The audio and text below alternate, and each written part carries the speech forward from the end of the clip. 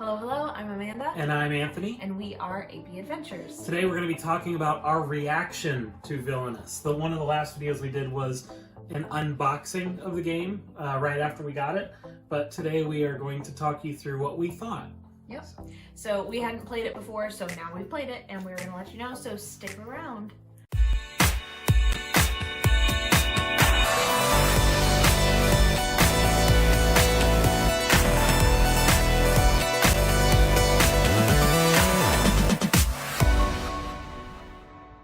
So Villianous is a lot like Seven Wonders, if you've ever played that game. Everybody has their own board, and that board has different regions on it with different actions that you can play. I think different from Seven Wonders is that in that game, everybody kind of can... There are different ways that people can win, but it's pretty uniform. Mm-hmm. I don't like Seven Wonders, so... She gave this one a pass because I like this one, so it's not like 100% comparable to that, but if you're familiar with that kind of game, it's similar to that. But with Seven Wonders, there's a strategy of how you want to win. With this game, everybody has a different way to win that's predefined. So like Prince John says, start your turn with at least 20 power. So, you know, when it comes around to your turn, if you have 20 coins... But somebody could have stolen from you in the time that it takes to come around to your turn. And then like Ursula's is start Very your complex. turn with start your turn with the trident and the crown of Ursula's lair. So that's where this board comes into play, because this is Ursula's lair here. So if you have a card that's placed on this one, you've got to move it down. So some of them are a little bit more complicated than others. And really what I think is really cool about this game is not only do you have to know your own board to be able to get your goal done correctly, but you need to know the other players' boards, and we've only played with 2 people because quarantine, yay!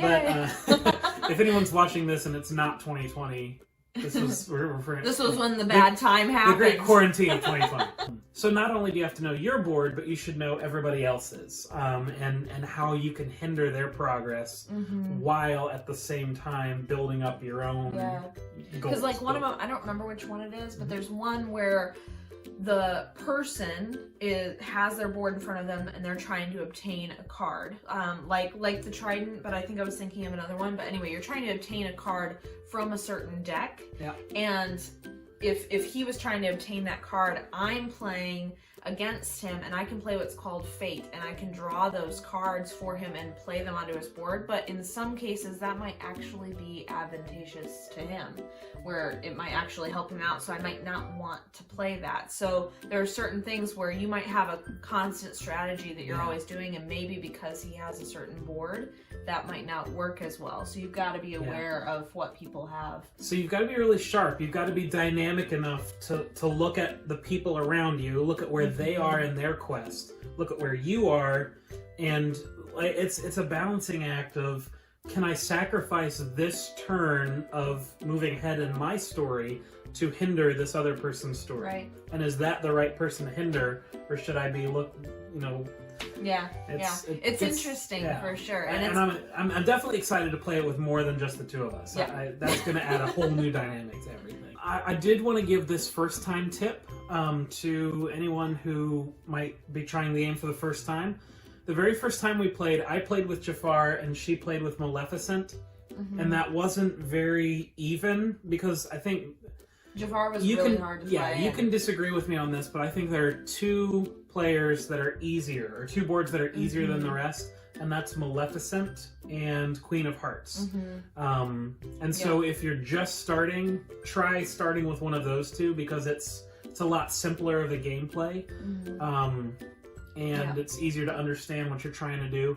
And then the other thing that we noticed when we were playing it too is the instructions are helpful to be able to get you started, but there's also a lot of like intricacies that we were questioning, and like, are we allowed to do this? What about this? What about this? And they didn't really explain that in the instructions. So we had to look up a lot of stuff because we wanted to do it right. I don't know if you guys are into the Enneagram, but he's a 1 on the Enneagram. Yeah, everything has to be right. There's a right way to do everything. So that was one thing that we were coming into a lot, was we had to look a lot of things up. So if you have somebody that's played it before that can teach you, that's a plus. But if you can't, be prepared to look a lot of things up. Now, almost any question that can be asked has been already asked online and answered. I think the game designers actually answer some of the questions. Yeah, so, which is helpful. you know, things like, okay, all these 3 things happen when I play this card. What order do I do them in? Because that can change what happens. Yeah.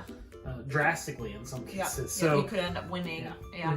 So it's if you're very careful about the rules, it might get frustrating that, you know, the order of things is not clearly defined.